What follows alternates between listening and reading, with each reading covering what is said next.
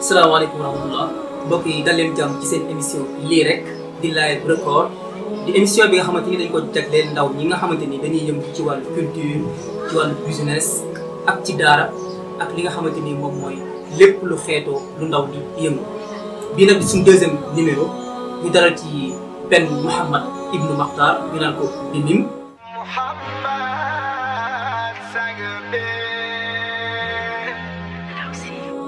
ak soxna Amina FALL bu troupe culturel islamique bu Ansar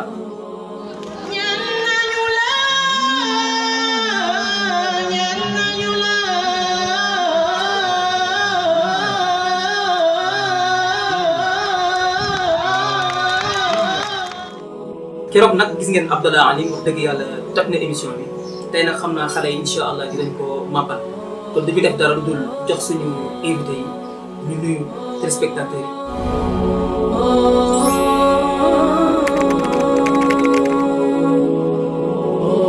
BMIM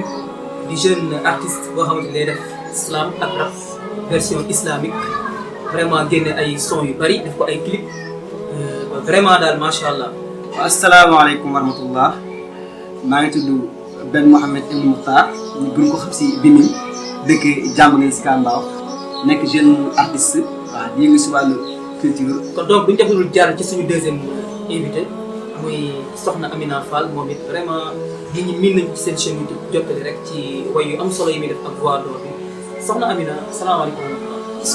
maa ngi lay nuyu di la ziar di nuyu képp nga xamante ne nii mi ngi ñuy suivre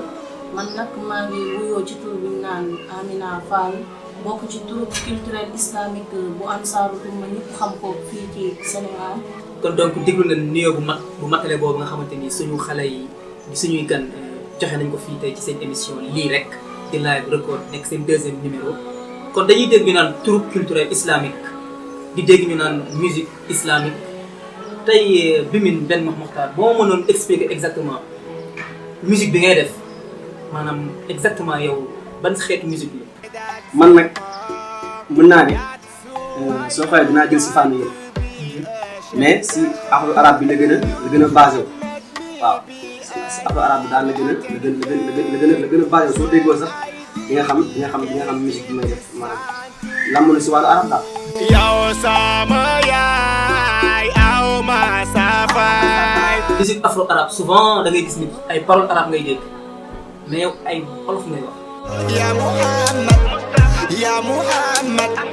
ya Muhammad ñu yow la ñuy naamoo. mais texte bi dafa islamisé maanaam ay texte la yoo xamante ni day jëmal nit ki ci yàlla suñu borom texte la yoo xamante ni day xërtal nit ki ci mu respecté ay parents respecté diine respecté addunaam mais peut-être doo employé benn mot arabe léegi yow nan nga def ba xalaat loolu daal. comme Sénégal lañ nekk te ku ne Sénégal ne olof Ndiaye. lii si afro arabe la nekk mais dañ ko def de telle sorte que pour ñu mën a comprendre lu ñuy wax tey Sénégal ñu bëri dégguñ arabe. moo tax ñu mën ko sooy xool sa texte yu bëri dañ koy kii def ko si olof. waaw ndax nit ñi mën a dégg lu ñuy wax. doon idée bu am solo boo xamante ni vraiment révolutionné na musique arabe parce que autant arabe bi da ngay dégg ñu bëri dañ ko daan di ko way sax mais duñ xam exactement lu muy firi mais tey bu ngeen ko jëlee def ko en wolof nit ñi di mën a comprendre baat bi loolu day doon lu am solo. yow yaay ki gën fii yow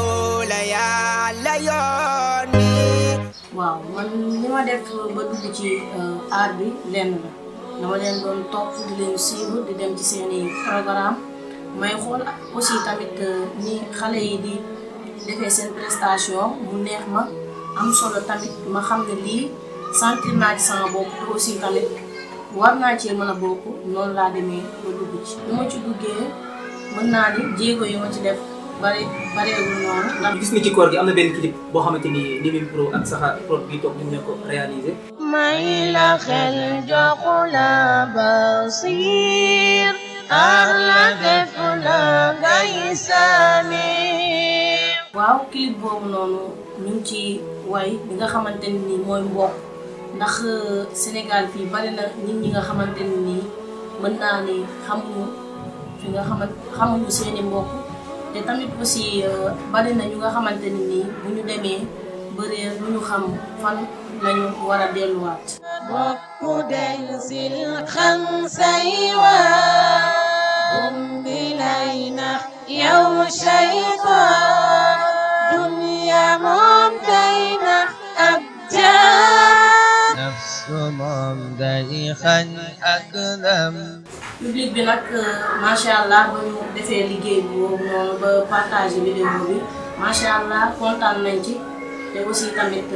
ñun ñuy xaaraat. waaw kon macha allah Amina loolu am na solo parce que tamit artiste moom buñ koy wax il faut nga am visibilité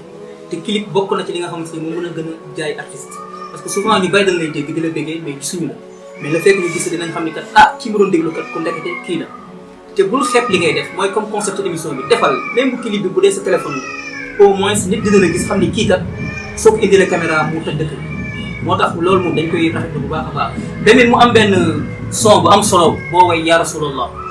mooy clip bu nice macha allah dama bëggoon rek nga may ma ci son boobu yaa rasulallah.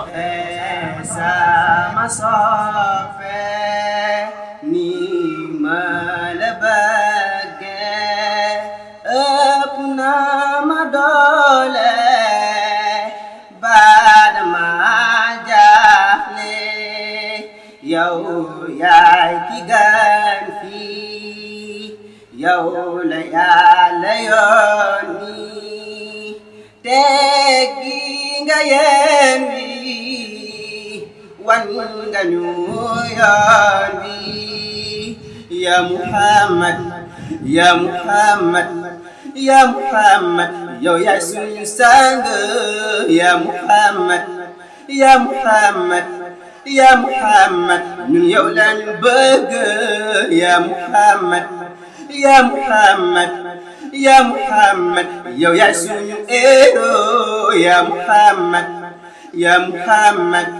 ya Muhammad ñun yow lañuy ndaamoo lu mu metti metti defoon naa ni ko war fu mu jaar ku fa jaar di nga takk ban waaye ku am rasul wax maa yow looy tit moom la buur bi taggee si jiko war nga jàng mooy kan fonku ko naa bi doy naa ñu royu waaye sallallahu alayhi wa sallam. Vous êtes la lumière de notre chemin, chemin, chemin. Oh Mahmoud, on ne vous oubliera jamais, never, car vous avez beaucoup fait pour nous. Oh, on vous remercie Ahmad pour tout. He is a messenger of God. He showed the right way for all human beings. And he never let anyone down. Muhammad is the lighted one. He was never afraid to accomplish his mission. May God rise up his soul in paradise. Moo ñu jëlee si lëndëm waxal waay indi ñu si leer baal ñu dem waaw waaw Yàlla def na moo fi gën kenn di moom Rasulallahi amuñu fayam. Ki may way mooy Mustafa wayal wayal ki may way mooy Ahmada wayal wayal ki may way moom mooy Taha ki may way moom mooy Yasin. muy texte boo xamante ni nit ñi yëngu ci wàllu musique dañoo gis ne am na mélange bu bari bu am ci wàllu tempo ak ci wàllu arrangement parce que boo seetee niveau bi mu koy woyee maanaam jël na ci côté anglais bi jël na ci côté français bi jël na ci côté olof bi mixé ko mu nekk benn way te loolu dafa jafe lool suñu artistes yi kon donc ay xale lañ mais tellement que culture bi niveau bi ñu koy yóbbu moom macha allah. texte bi bind nañ ko façon boo xam te ni comme ni ko waxee rek ku ko dégg di ci gis sa bopp bi ñu koy bind xaar nañ ne tey Sénégal comme ni ma la wax sànq rek am na parties yu bëri olof bi même air bi soo xoolee dafa purement Sénégal mais instrumental bi su ma ko indiwoon di nga xam ne xaw naa laal afro tuuti. Vous êtes la lumière de notre chemin. Oh Mahmoud, on ne vous oubliera jamais. Muhammad is the lighted one. He was never afraid to accomplish his mission. May God rise up his soul in paradise. Joyeux jealousy, London. Indi ñu si leer ba ñu gëm. Yàlla def na moo fi gën. Rasulallahi amuñu fayam. ñu ngi ko bindee temps boo xamante ni daal ñun dañoo toog nii rek ñu xam nga inspiration bi dafa garaaw. dañoo toog ak air ñëw. wala même su fekkee da nga koo dégg fenn am loo ñu changé. tamit loolu ba léegi si inspiration la bokk. waaw soo xoolee première partie bi dafa purement Sénégal comme ni la ko waxee sànq. waaw deuxième partie bi ñu indi rythme mën nañu ko ne rythme rap. waaw mën nañu ko ne rythme mais rap en wéy. fu mu jaar ku fa jaar di nga takk ban waay ku am rasul wax ma yow looy tiit moom la buur bi tàggee si jiko war nga jàng mooy kan fonku ko nabi doy na ñu royu waay sallallahu alayhi wa sallam. dafa am ñaari façon rap bi nga xam ne da nga koy wéy rap bi nga xam ne da nga koy wax nii comme rappeur yi ñu koy defee mais man genre soul comme ni ñuy wax soul moom laa ko defee waaw soo xool si troisième partie bi muy ngi fi texte anglais parce que ku ne anglais tamit dëkk yëpp dañuy dégg anglais soo ko defee ku dégg anglais jàng anglais di si mën a gis sa bopp bu baax a baax. Human being and he never let anyone down. Muhammad is like it was. waaw texte daal soo xool noonu la ñu ko bindee. macha allah waaw macha allah mu doon lu am patient tamit. mu doon lu am solo mu doon léegi kon dañuy dem ci soxna Amina Fall bu troupe culturel islamique bu Ansar nekk fa lead vocal ñu gis ni ñu ngi def lu am solo maanaam di jël xale yi di leen jàngal ay way di leen yar di leen éduquer di inciter aussi tamit seen morom yu mel ni ñoom di muuru di def ay concert gratuit ci mbedd mi di génne seen xaaj di produire ay son te boobu ba tey amul benn retour te ba tey ñu ngi ci macha allah soxna Amina comme ni ko BMIM defee. cay àdduna may bagayem fi ma tollu nii dundu gamayem cay àdduna may bagayem fi ma tollu nii dundu gamayem li ma dundu man moo may xamal guddi ak bëccëg lëndëm laak falaam li ma dundu man moo may xamal guddi ak bëccëg lëndëm laak falaam jël naa fi ay nit ba teral jàpp naa fi ab xarit tay teral guddi ak bëccëg ba mu xëy feral ma di def lu may fewaleeg ma xel guddi ak bëccëg ba mu xëy feral ma di def lu may fewaleeg ma xel bul jaawale àndandoo xarit àndandooy ki daw fa mu metti wee xaritay ki toog fa mu metti wee tay wax ni yow may ki fi des xaritay ki toog fa mu metti wee tay wax ni yow may ki fi des feebar naa fi dem hôpital ba gis docteur ba wax jàngoro ma gis li mu tontu mooy dooma sa am wer ndax dama nekkul ku am li mu tontu mooy dooma sa am wer ndax dama nekkul ku am li tax ku jóg dem wuti gaal jeune yaa ngi jeex fii Sénégal jàpp leen ci li dina ëpp taal réew maa ngi jeex li doy na waar jàpp leen ci li dina ëpp taal réew maa ngi jeex li doy na waar. te vraiment lii boo koy déglu moom ak loo bañ baax au moins dina amul lay laal parce que wax bu jógee ci xol lay jëm quoi soxna Amina en tant que jigéen nga nekk élève di jàng nekk seen kër di liggéey wala kat nekk di troupe bi la plupart ñu gis da ngay ànd ak say moroomu góor maanaam nan ngay dundee art bi ak sa vie professionnelle. moom comme ni ma koy waxee toujours rek fii nga xam ne moom laa nekk di fa dund art bi man ñoom laa jàppee sama deuxième famille parce que saa yu ma bàyyeekoo sama kër rek ci ñoom laa jëm.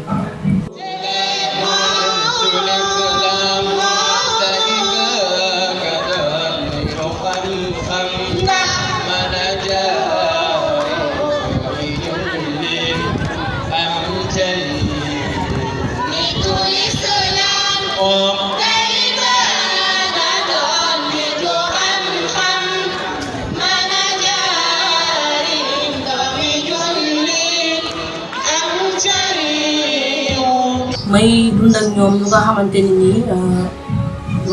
ni nii xaaj bi sax mën naa ne duma ko dund sama kër parce que boo demee foofu fekk fa yeneeni xar kanam yi nga xamante ni nii dinañ la même boo demee bay def ji leneen sax dinañ la xëcc woola troupe bi nag composé ci ay jigéen ak góor ñëpp xam nañ ci nekk ñu jigéen ak góor mais ñun ak niñ koy nekk ne foofu noonu ñun ñëpp dañoo jàppee kenn ku ci nekk comme sa mag bi nga nekkal ci kër gi ñii comme sa papa bi nga nekkal ci kër gi ñii comme say ndijaay yooyu noonu.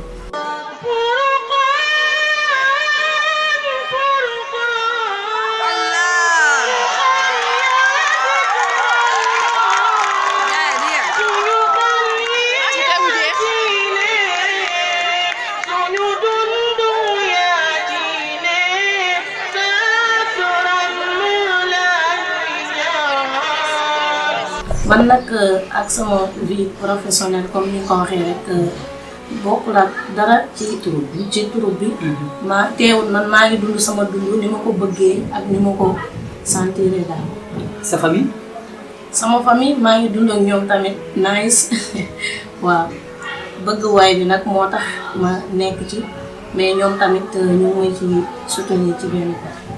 maanaam loolu mooy yéen troupe mais yow ban comportement nga am foofu boo xamante ni tey mën nga ko jox xale yu jigéen yi bokk ci yeneen troupe bi pour bu ñu demee ci mbooloo ma ñoom nii lañ war a comporter woo comme yow ngir ñu mën leen faa respecter. mën naa ci tànn yenn ci ay comportement benn bi mooy muur sa yaram. muur sa yaram ba képp ku la gis rek respecté la boole ci tamit am fulla am jom surtout kersa bi ndax tey par exemple nit mënu laa fekk ci mbedd mi ngay yuuxu di wala lali fu nekk nga dugg fa fu nekk nga génn fa nga ñëw taxaw sur scène bëgg nit ne yaa ngi koy jubbanti bëgg nit ñi aussi tamit jox la foofu cër loolu mënul nekk cër bi d'abord na commencé ci yow surtout loolu daf ciy baax waaw di leen joxaat tamit benn comportement bu nga xamante ne nii bu ñu nekkee sur scène ñu koy appliquer mais ñu jox gëdd li ñuy def waaw bañ cee décourager benn yoon xam ne li ci kanam mooy dàq incha allah.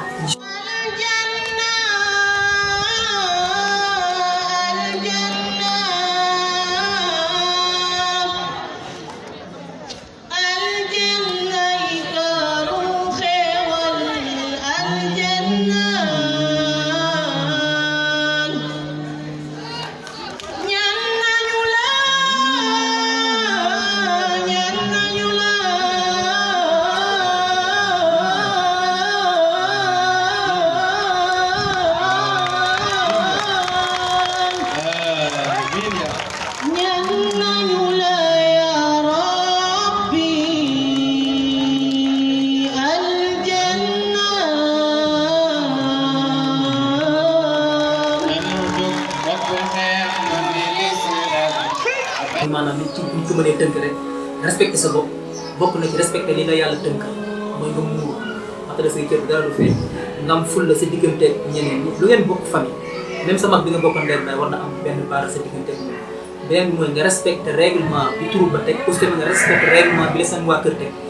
boo waree toog nga toog boo waree fóot nga fóot def li nga war a def ba pare jàng soo ko dem ci troupe mais boo am résultat foo te amoo résultat sa vie professionnelle yaakaar naa loolu yàq la nit booy def dara da ngay xool lu lay jëmale kanam chaque jour li may dundee affaire bi nag dara dafa ko loolu yow macha allah alhamdulilah parce que yàlla may nañu yoo xamante ne nii suñu famille sax laay wax daanaka damaa nekk si famille boo xamante ne ñëpp ay artistes lañ daanaka même ba seen papa day bind xam nga affaire daal noonu la yombee si man macha allah xam nga instrumental bi nag moom yaakaar naa ne jarul sax ñu si sóor nañ noonu. bañu sóor bëri na point noir. waaw bëri na point noir moo tax xale si dawaar yaakaar naa waaw mais li siy junj rek amuñu si benn problème critique du ñàkk mais comme li ñuy wax rek dañuy gëm rek tey dem tey avancé waaw te dañuy gëm rek tey avancé waaw loolu daal laa xam ne xam naa ko si affaire bi. ñu gis ni am nga ay son yu bari am nga ay clip te vraiment ñi lay xam bariwul yow nan ngay def bay financer say son nan ngay def bay produire say clip pour tey jii jeune bi lay seetaan mu mën a xam ni kat benn dakate fii lay jaar pour def ay son clip parce que enseignant la yom ma si kii bi kasi enseignant la damay jàngale waaw kon daal ma laa surtout moo si dem si jóor jóor waaw parfois nga gars yi si xewal noonu daal li ñu koy jàppoo waaw li gën a am solo ci waxtaan bi waxtaanee nañ ko ndax tey jii du ñàkk ni bu ngeen dégloo ñaari xale yi di ngeen comprendre bu baax nan lañ def ba ñëw ci art bi nan lañ koy dundee ak fan lañ toll ci art bi mais nag fan nga jëm Amina. moom art bi bëgg naa ci yegg fu nga xamante ni nii fu kawe la koo xamante ni nii dinaa dem ba former man tamit sama groupe bu bopp di ci former ay xale pour que ñu ciy gën a xam yoon ndax mag ñi dañ naan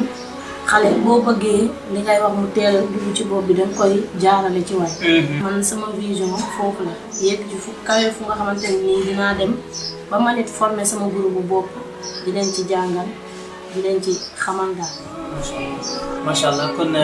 mu doon lu am solo yàlla na ko yàlla yombalal mais du dara lu ñu liggéey lii rek maanaam li nekk say xel da koy xalaat da koy def mu doon lu nit ñi mën di gis ak di ko dégg. kon ginnaaw bi ñu déggee Amina vision yow lan ngay xaar ci art lan nga ciy xaar comme retour mu ñëw ci yow. li ma si xaar moom su ma ko naree wax fii dina lépp bëri mais dama si junj tuuti rek waaw maa ngi si xaar maanaam nekk artiste bu ma nekk artiste boo xam te ne dama jëm si national soo xoolee si ma soos fi na leen lépp international laa bëgg fu nekk ñu fay dem xam nga su jaree ma dem ba États-Unis di fa tëgg ay concert sax ñu ne diw moo tëgg fii dañuy xaar suñu tànk bi sax maa ngi fere am naa li nga xam ne am solo waaw loolu tamit ma ko fàttewoon wax maanaam importance bu am si wëy même mi di jàngale xam naa si dara xale su ma leen jàngal dara mën naa ko jàngale si wëy facilement bañ may ko le moins sax la artiste loolu la. d'accord complémentaire la. complémentaire la macha allah kon Cheikh yaakaar naa léegi ci presque jeexal nañ bu ñu defee lu dul en tant que artiste ban son duo ngeen di may loo xam ne yéen ko xalaat fii ancien way wala way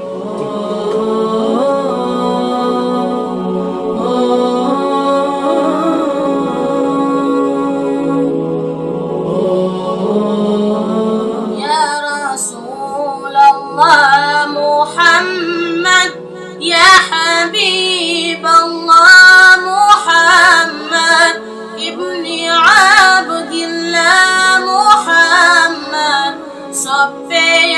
النبي محمد يا نبي سلام عليك يا رسول سلام عليك يا حبيب سلام عليك صلوات الله عليك يا gan gi min def Ahmad ñun bëgg nañ la mbëggeel gu fort yow de yaay njiitu nit ñi Muhammad yow lay way man damay jooy suma lay way man damay jooy bëgg naa la man sopp naa la wonu naa la man bëgg naa la umay wadaleek ya Muhammad ya habibi ya Rasulallah ya Nabi salam alayka ya Rasul salam alayka ya Habib salam alayka salawatullah alayka. macha allah mbokk yi kon lii moo nekkoon seen émission lii rek di live record c'est très simple yow jeune nga am nga idée am nga xalaat am na loo bëgg a def bu ko ragal defal nga dem ki nga xam ni moo ci nekk nga laaj ko di publier li ngay def du ñàkk nit gis la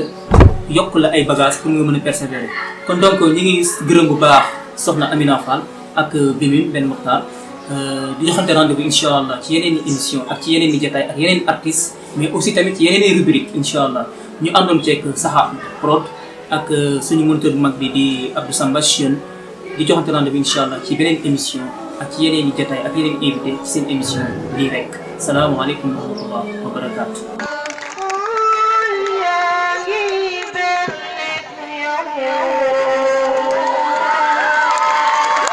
ndax sa yërmande yow yaay Ansar